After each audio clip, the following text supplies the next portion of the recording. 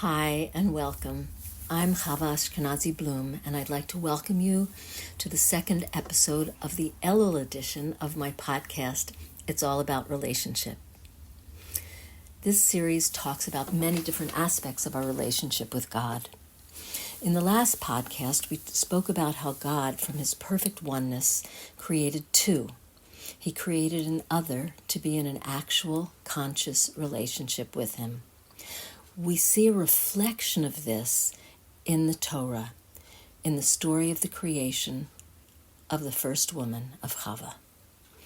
First, God created Adam as one being, unique and alone, containing both male and female elements within him.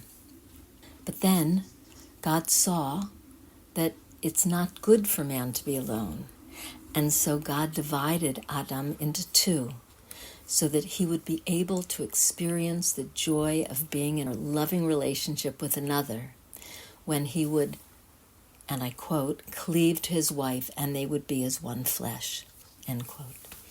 God created this other, Chava, by removing a side from Adam and building this side into an independent person with whom he could create a loving relationship. We see this dynamic played out on a micro level with us, human beings, as well. We start out as these tiny little beings at one with our mother. At birth, we physically separate into two. And then, as the years go by, we keep individuating intellectually and emotionally through our childhood years, our teen years, where our developmental work is to cut the psychic umbilical cord and to become our own unique individuals. And this is as it should be. As the Torah says, a man shall leave his mother and father.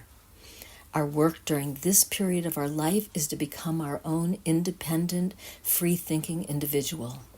One becomes two. In order to become one, that's the next step. To become one again in relationship with a partner, with a spouse.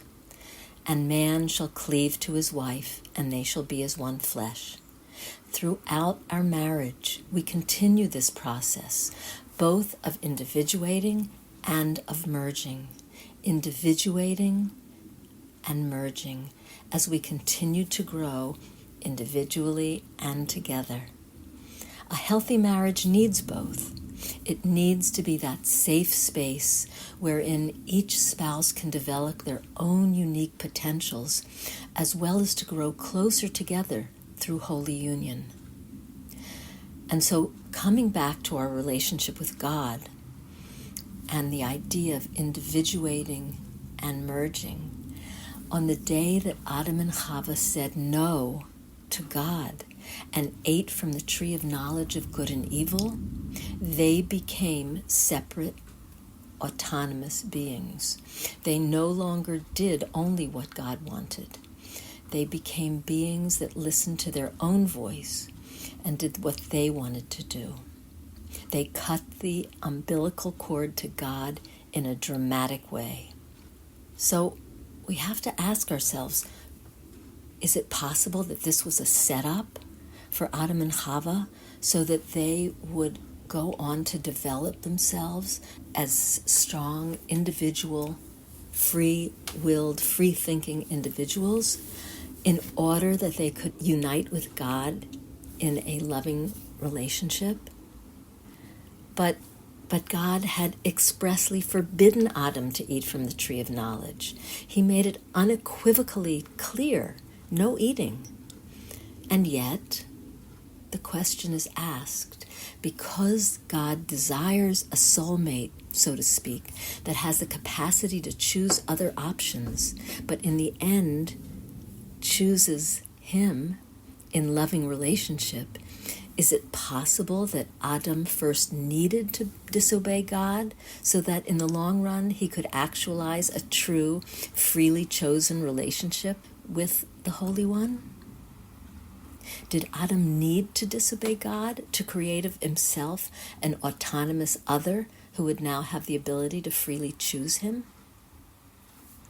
Is it possible that God's actual deepest will was for Adam and Chava to defy him, individuate, and become independent, full-statured beings who would then unite with him in a mature, conscious, and intimate relationship?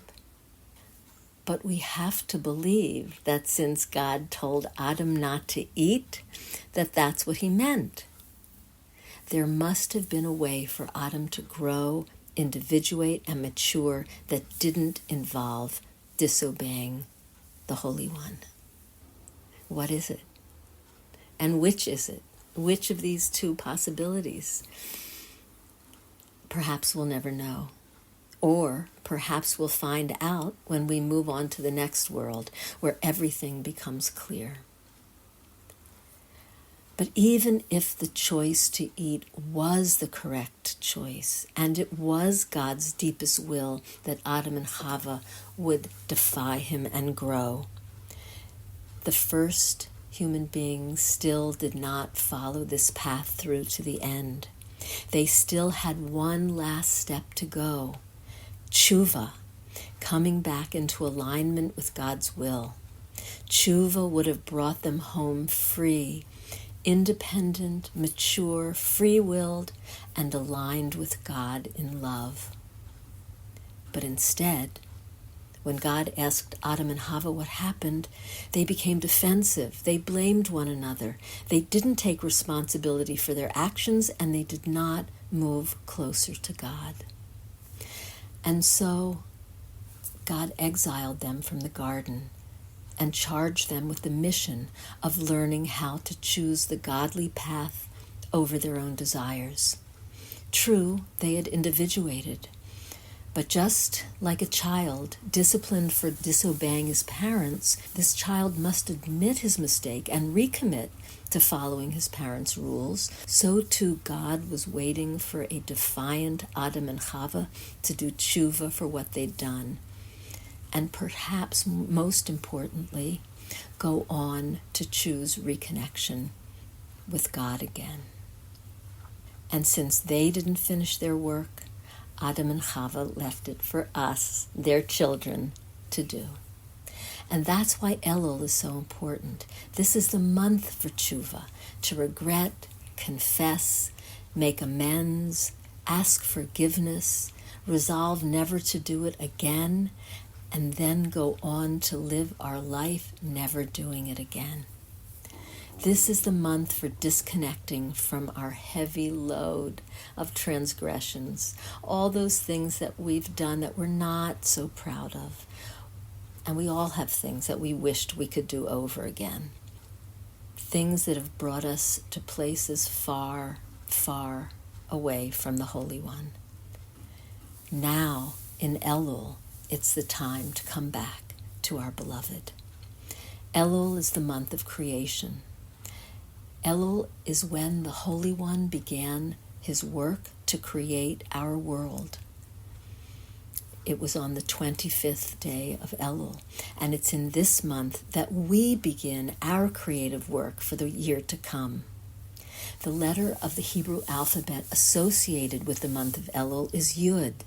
It's the smallest of all the letters. Every other letter begins and ends with a Yud. It's that first and last drop of ink on the page, a tiny, tiny Yud. Yud is the materialization of the infinite into the finite. It's the beginning of creation. And so, in Elul, we begin to construct our vision. What do we want our year to look like? How do we want to build our world? How do we want to create connection to the Holy One? This is the month for coming back to God in love. Ani l'dodi v'dodi li. My desire is for him, and his desire is for me. So thanks for listening. In our third podcast, we'll talk about this process of individuating and returning home to God on a more macro scale. So see you then.